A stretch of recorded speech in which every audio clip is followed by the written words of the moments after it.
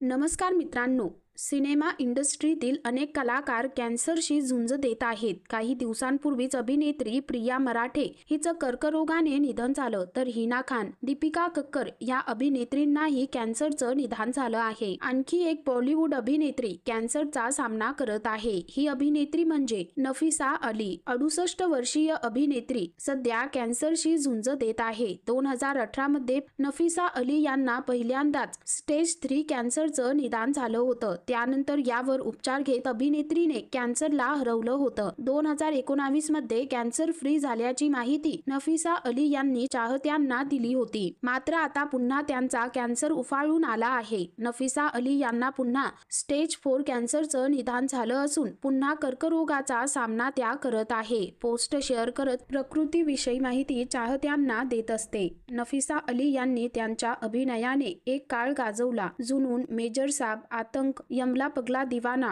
साहेब बीबी और गँगस्टर, गुजारिश अशा अनेक सिनेमांमध्ये त्यांनी काम केलं आहे. मात्र त्या सध्या कॅन्सरशी झुंज देत आहे.